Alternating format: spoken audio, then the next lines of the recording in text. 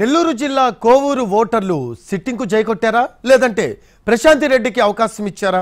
ప్రసన్న కుమార్ రెడ్డికి ప్రభుత్వ పథకాలు కలిసి వస్తాయా? అన్నా చెల్లెళ్ల యుద్ధంలో ఓటర్లు ఎవరికి పట్టం కట్టారు?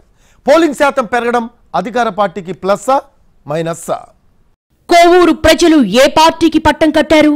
ప్రసన్న కుమార్ రెడ్డిని ఆరోసారి గెలిపిస్తారా? ప్రశాంత్ రెడ్డిని అసెంబ్లీకి పంపుతారా?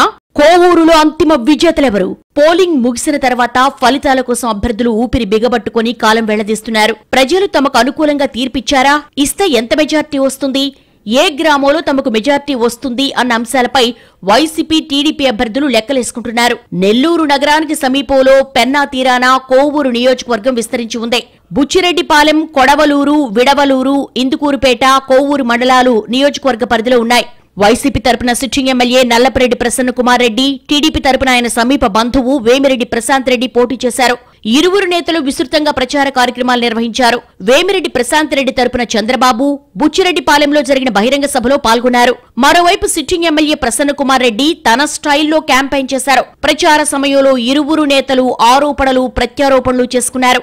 సిట్టింగ్ ఎమ్మెల్యే ప్రసన్న కుమార్ రెడ్డి ఇప్పటి వరకు 6 సార్లు ఎమ్మెల్యేగా ఎన్నికయ్యారు. 1994, 1999, 2009 ఎన్నికల్లో తెలుగుదేశం తరపున, 2012 ఉప ఎన్నికలతో పాటు 2019లో వైసీపీ తరపున అసెంబ్లీకి వెళ్లారు. 7ఓసారి అదృష్టాన్ని పరీక్షించుకుంటున్నారు. 5 సార్లు ఎమ్మెల్యేగా గెలిచిన ప్రసన్న కుమార్ రెడ్డి ప్రజల కనీస అవసరాలు కూడా తీర్చలేదని ప్రశాంత్ రెడ్డి విమర్శలు చేశారు. గత 5 సంవత్సరాలలో నియోజకవర్గంలో భారీ అవినీతి జరిగిందని ఆరోపించారు. గ్రావెల్, ఇసుక, మట్టిని నేతలు దోచుకున్నారని కూడా ఆమె ప్రచారంలో విరుచుకుపడ్డారు. టీడీపీ అభ్యర్థిగా ప్రశాంత్ రెడ్డిని ప్రకటించిన తర్వాత వైసీపీకి చెందిన పలువురు నేతలు టీడీపీలో చేరారు. బుచ్చిరెడ్డిపాలెంలో సూరా శ్రీనివాసులు రెడ్డి, జిల్లా గ్రంథాలయ సంస్థ మాజీ చైర్మన్ ఎర్రంరెడ్డి గోవర్ధన్ రెడ్డి, కామాక్షి తాయి ఆలయ మాజీ చైర్మన్ పుట్టా నాయుడు వంటి నేతలు టీడీపీ తీర్థం పుచ్చుకున్నారు. వైసీపీ నేతలను కొనుగోలు చేస్తున్నారంటూ వైసీపీ అభ్యర్థి ప్రసన్న కుమార్ రెడ్డి విమర్శలు గుప్పించారు. వైసీపీ హయాంలో చేపట్టిన అభివృద్ధి పనులను ప్రజలకు వివరించి ఓట్లు అడిగారు. కోవూరు నియోజకవర్గంలో 2,68,345 మంది ఓటర్లుంటే 1,28,947 మంది పురుషులు, 1,38,373 మంది మహిళా ఓటర్లు, ఇతరులు 26 మంది ఉన్నారు. 2,11,976 మంది తమ ఓటు హక్కు వినియోగించుకున్నారు. వీరిలో 1,03,088 మంది పురుషులు, 1,08,879 మంది మహిళలు ఓటేశారు. 2014 ఎన్నికల్లో 80.54%, 2019 ఎన్నికల్లో 75% పోలింగ్ నమోదైంది. ఈ ఎన్నికల్లో 79.29% మంది ఓటేశారు.